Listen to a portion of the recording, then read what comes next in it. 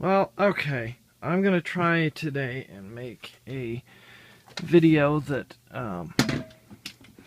something I've promised to make for, well, promised to make it quite a while ago, and I've just never gotten around to it.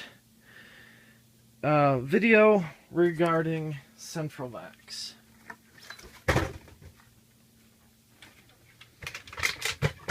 Because, as some of you may know, I collect them. I've always been fascinated with them. They've always fascinated me.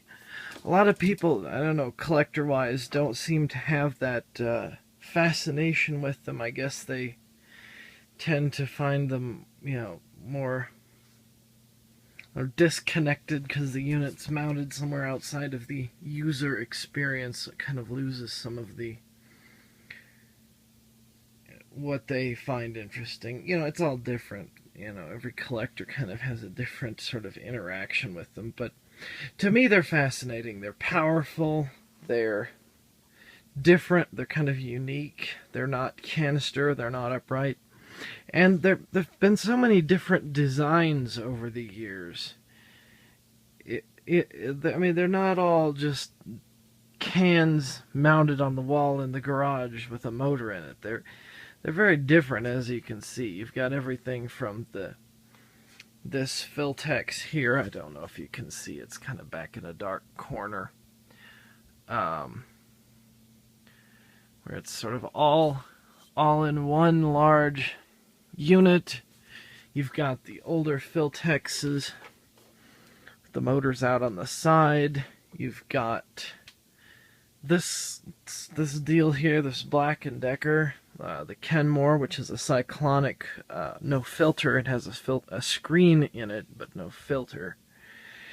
And then you get into filtered cyclonic CentralVax.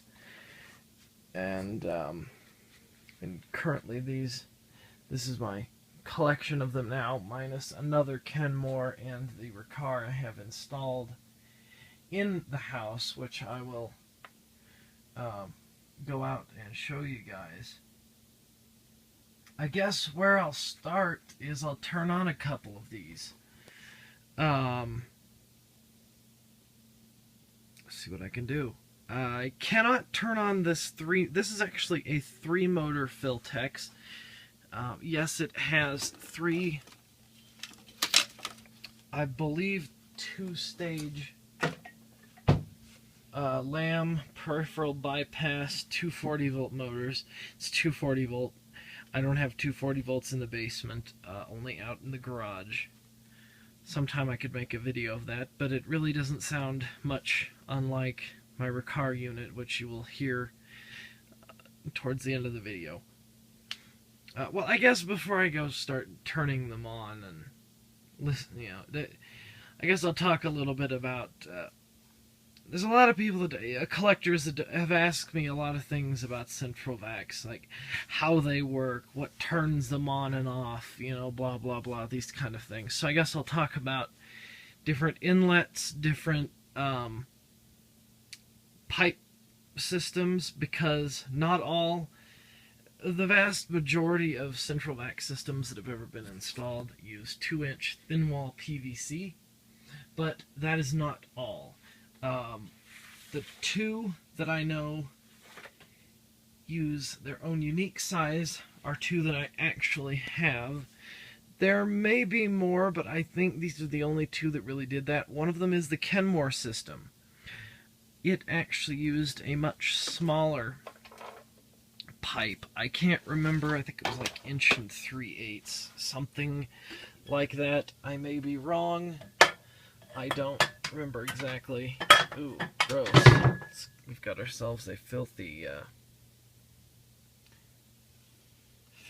Hoover 541 brush roll. I got a new, re-bristled in the wrapper brush roll and put in it, and I didn't bother cleaning the old one it came with. I've had that vacuum. It's one of my earliest collection members, for sure. It's been around here for quite some time. Been around in my possession for quite some time. Rainbow.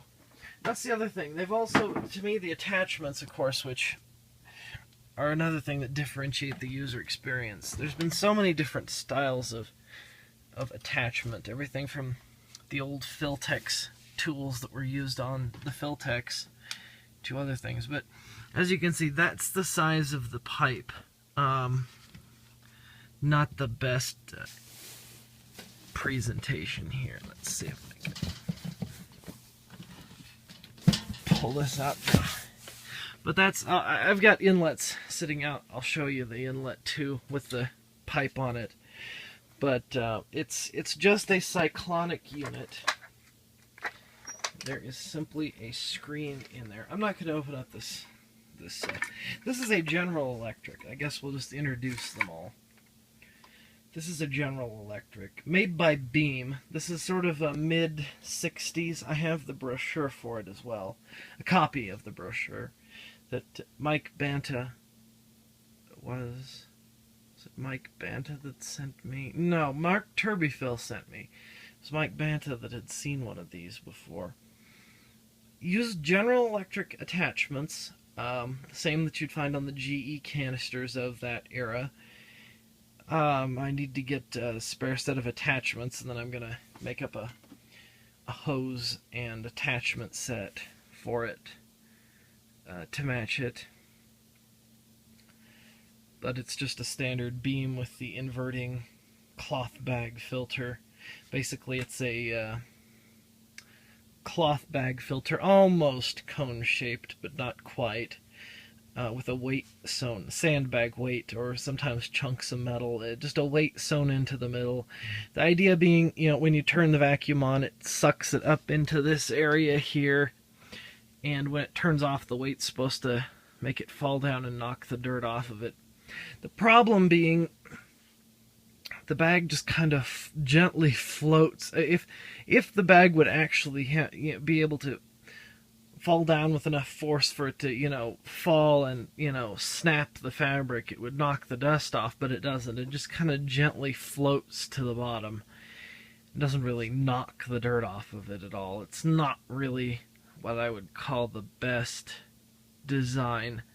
This one came to me without a motor, and it didn't have the little bolts that go through here and hold it.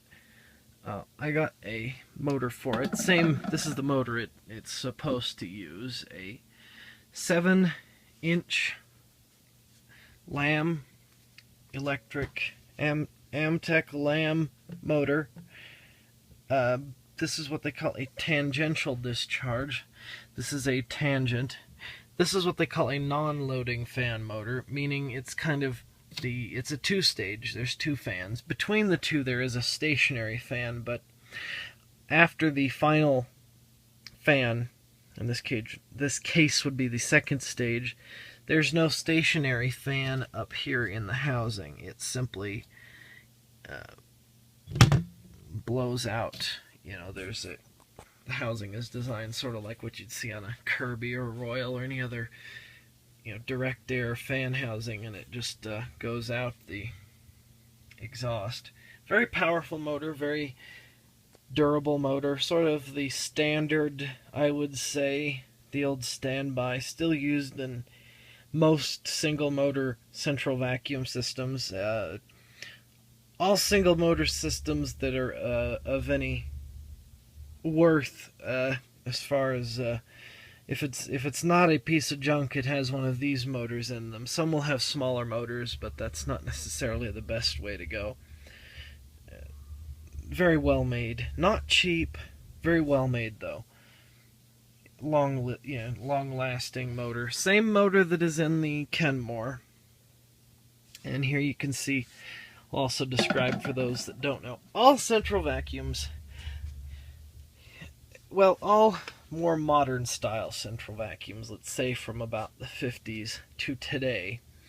Previous to that, there were all sorts of things that had different relay systems. They were all very unique, and I don't really have a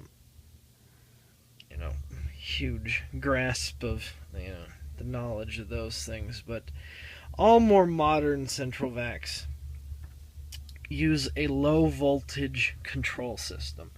So you have in here a transformer that turns 110 volts or 240 volts, depending on the unit's input voltage. Turns that into about 24 volts DC.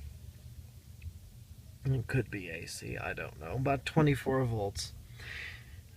And leads out to the unit. This one I just have some Cat 5 wire that I rigged up. And it runs this, as you'll see on my Riccar system that I have installed.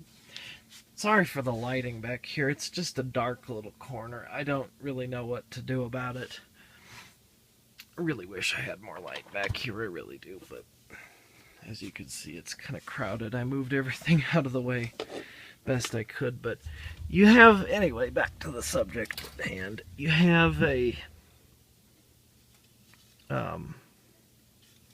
inlet. I stole, there was a little sleeve in there that I stole out. I need to put back in so this will fit right in there. And on the inlet, the wiring connects to connections. All modern inlets are what they call contact inlets, meaning when you open, this is just a standard inlet. I'll show you later what a direct connect inlet is, but we'll get to that later. A contact inlet. You have these two little contacts in there.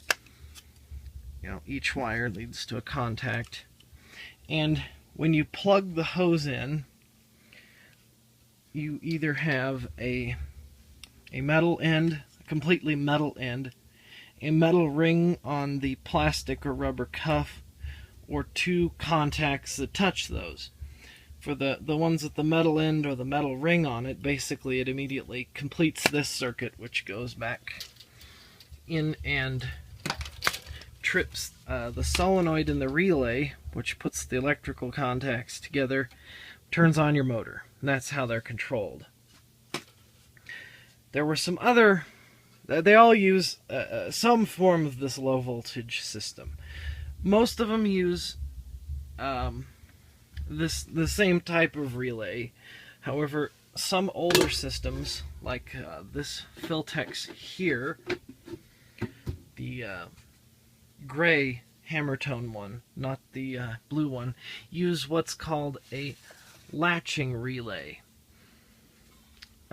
which the relays in most of these, as long as the circuit is complete, the contacts remain engaged and this vacuum is on. As soon as you break the circuit, it turns off. These used a system that what they called a latching relay. So basically, you made momentary contact, the solenoid would click a switch in there, and the contacts would remain contacted again until you activated the solenoid again, and then it unlatched it. Kind of the best comparison I can make is to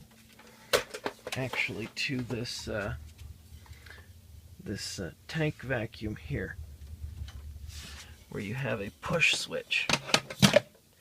You push on, push off. The solenoid basically, imagine an electric solenoid pushing on a switch like that. So there, you did not have the circuit completed constantly. Most of the inlets that had that were called push button and light inlets. I'll show you those. They're different. They don't make those anymore. So that's kind of a vintage thing. I guess I'm getting ahead of myself. Well, I'll show you some inlets. Well, here, first, I'm all over the place on this. So much to show, so little time. Well, I'll show you on the one out in the garage, actually, but it's just a cyclonic. Basically what you have in there, there's from the top where the motor sits, there's a tube, well, let's say 3-4 inch tube coming down. The bottom third of it is screen, like a mesh. And then there's a large flat disc running around there with the space about this far around. The dirt comes in, cyclonic, spins around. It's supposed to spin around, go to the outside of that disc, fall down, and stay down there. And then the screen keeps everything from collecting on in the motor, you know, hair and things of that nature. But it was not necessarily the best idea. The better systems used a real cyclone system, like what a Dyson, you know, a single cyclonic Dyson or a Phantom would use, something more of that nature, where you have, it's just a big cyclone. Those work better. This was not the most effective. This would be the Filtex. I'll show you this one because that one's kind of buried, but for the Filtex bag setup, basically you had, this was the one interesting way. There's so many different ways of making the machine. This one is, you know, you've got the latches on the side here. I think this one's actually undone even to make things nicer for us.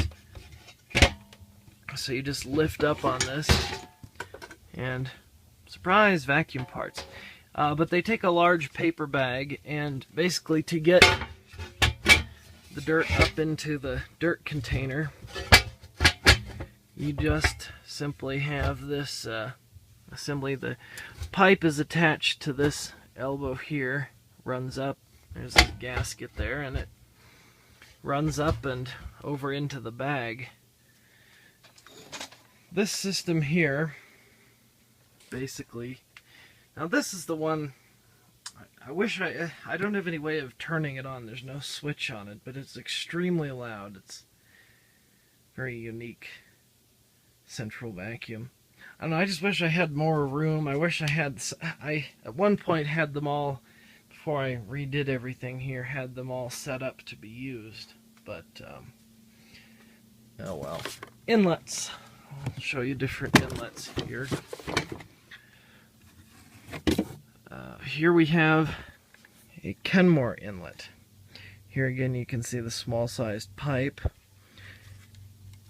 Now these are a different inlet. These are not contact inlets. These are what they call automatic inlets, where basically you have a little contact switch in there, and on the front door, the hinges in there, you have this shaft going across, and there's a little cam that pushes these two contacts together, completing the circuit only when it's opened.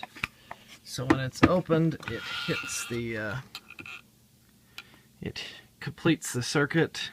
This has a standard 1.25 inch opening, same size as the attachment end of the hose, much smaller than standard central vac. You close it, it turns off. This one, gravity and suction keeps it closed. Not the case on all of them. This here is a Black & Decker. This goes with that funny looking guy over there.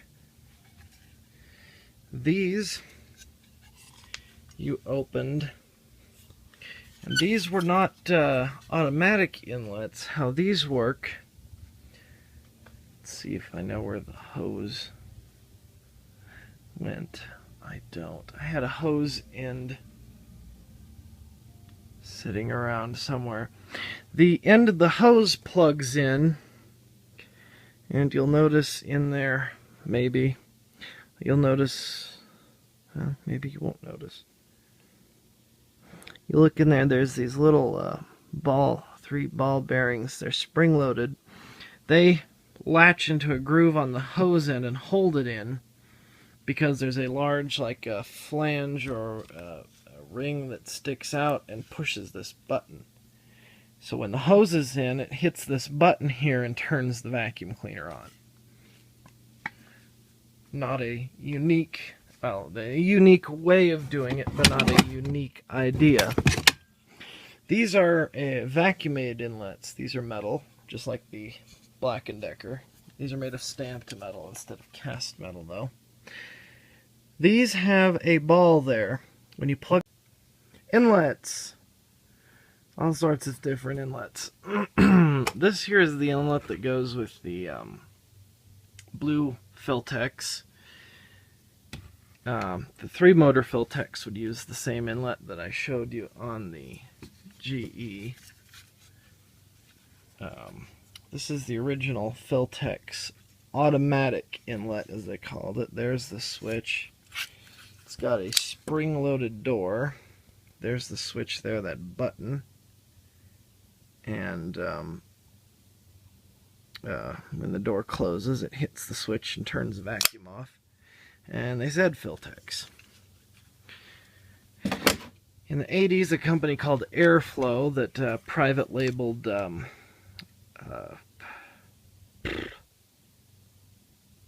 modern day manufacturing central vacs. I have one installed at work for a workbench vacuum, which is nice. Use these inlets, copies of the Filtex inlet, but plastic backing plate instead of metal.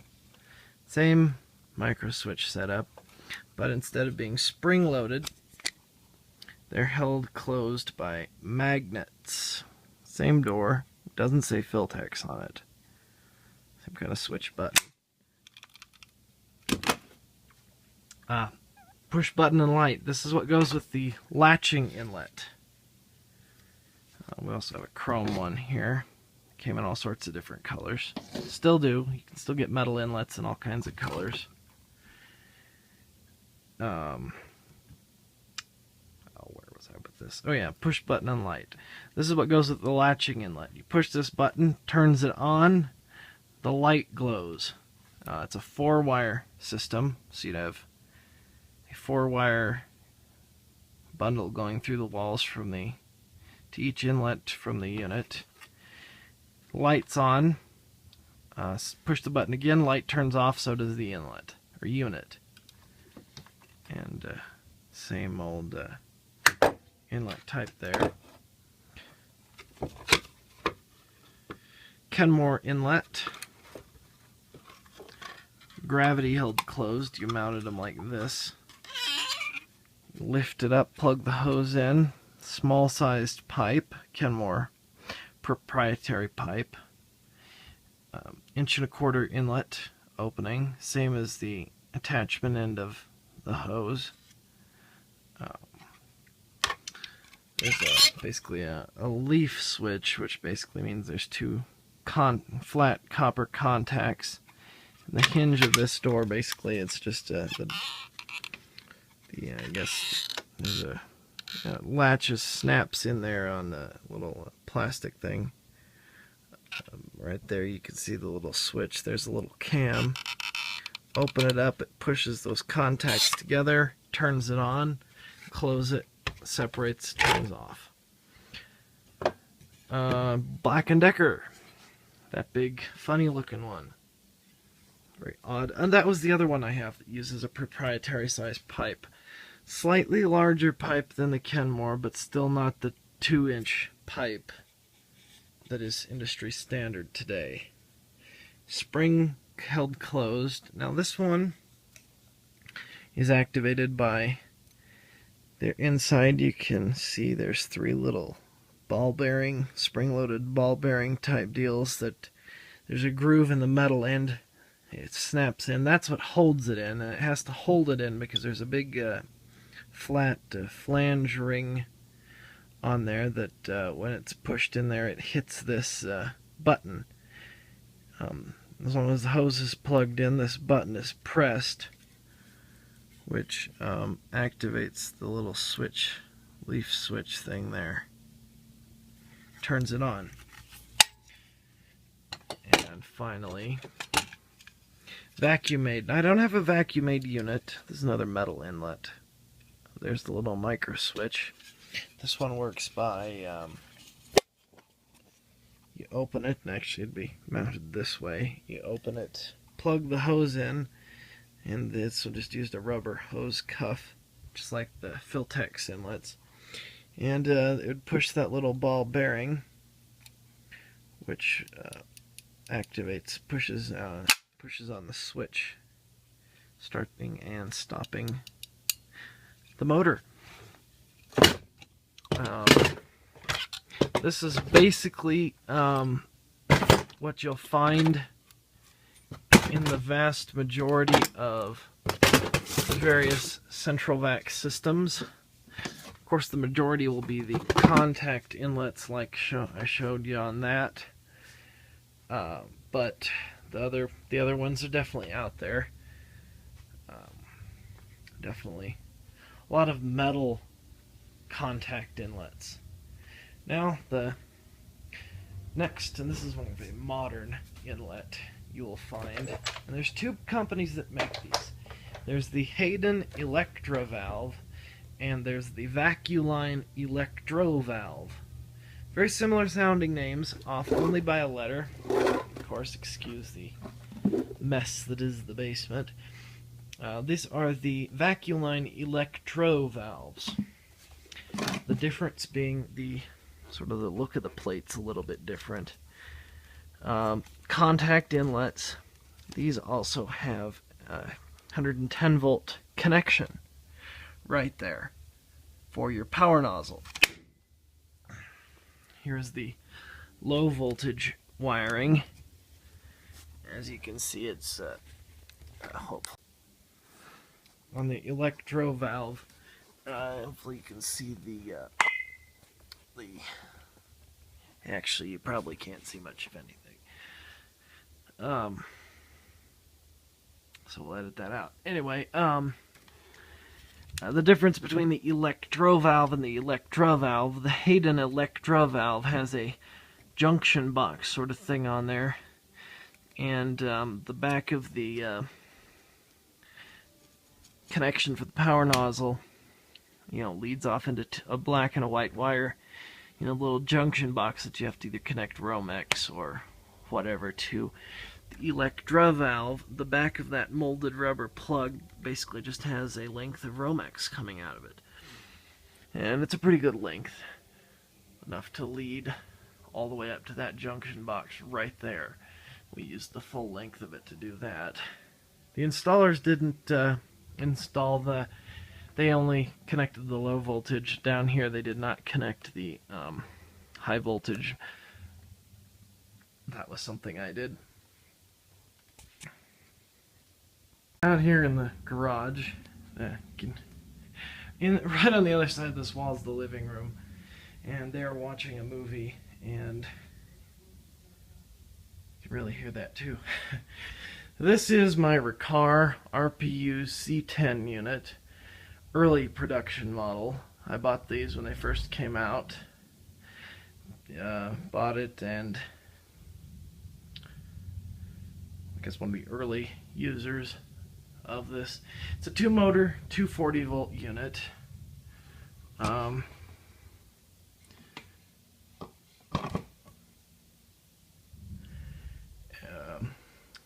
out what all to say about it. No valve on the machine. This is a contact valve. This is also known as a utility valve. Basically, it's just installed into the pipe. The valve just basically plugs right in to any 2-inch PVC fitting right there. Just as a 2-inch back, glue it straight into the fitting and connect your low voltage wire, and it's basically just a fully functioning contact inlet. This being the hose. Now we can listen to it.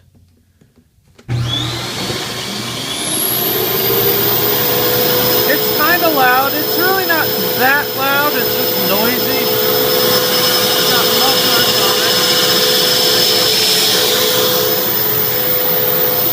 You can tell it's got very good suction.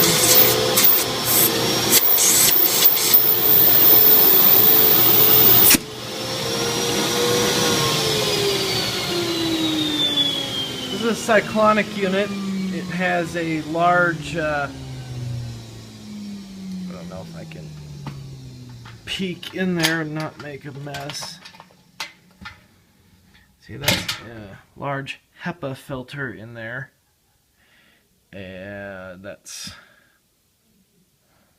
Teflon coated HEPA filter. Excuse me, I'm gonna have to. And it's just a large dirt can.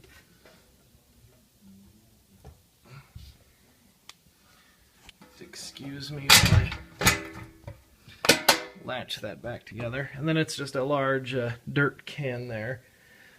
Very well made units, very powerful. Next time I'll probably end up going with a bagged unit. I'm going to flip this piece of pipe around. Basically what I'm going to do is cut it right in the middle of right there, and then cut it right there, flip it around so that it goes up against the wall, then comes out, up and over. Because I don't know what the installers were doing. That just kind of looks tacky. I don't know why they didn't do it the other way around in the first place. It would have looked a lot neater. I have the fittings inside. I just haven't gotten the time to do it. Basically just those little clips hold the wire to the pipe, and undo that so the wire's out of the way. Take a hacksaw, cut it nice and straight. Take the pipe off, clean it up, deburr all of it. Use the little connectors, connect in, put it back, glue it together, and it'll be done. Looking a lot neater. Much better. This unit, another thing I was going to say, this one does not use Lamb motors. It uses two 5-inch Domel electromotors. The unique thing about them is they use both stages, it's two-stage, and both fans are, they call vortex fans, which essentially means they are they start out deeper in the middle and they kind of taper out at the outside. Better airflow is what that creates. This here is a Kenmore unit that we can sort of pull out, and you can see the aged flex tube. I actually have a large, normally this pile of crap is not here and there's a car parked here. But on Craigslist for 65 bucks, a guy was selling that unit and all that pipe that he pulled out of his house. So I have a bunch of the no longer made pipe so I can, set up a play-sized system whenever I have the place to do so, which will be fun. Naturally, it's been here a while, so it's a lot of crap on it. I'm gonna go ahead and try to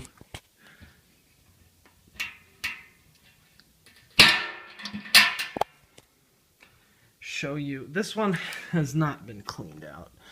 I have not done anything to this since getting it, partly because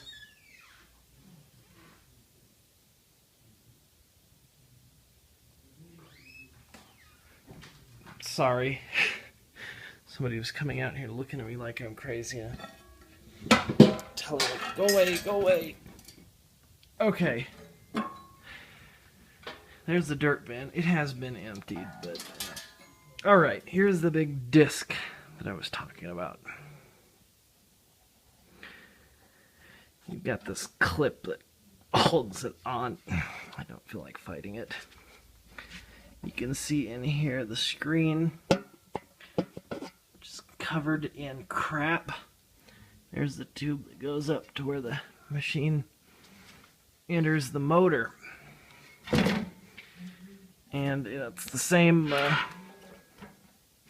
7-inch 2-stage motor as the yellow one downstairs. Same machine, just different color, really. Now here we have the attachments that go with the Riccar central vac, not this hose. And here is the hose.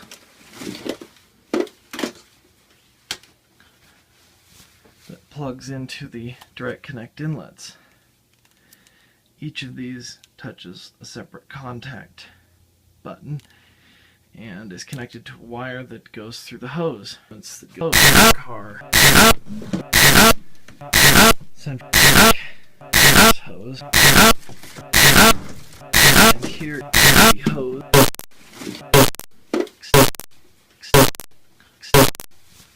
Plugs in direct inlets.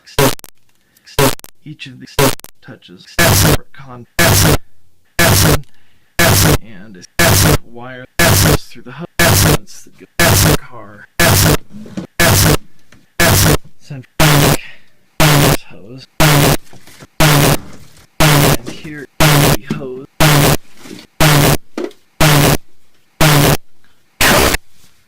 Plugs in direct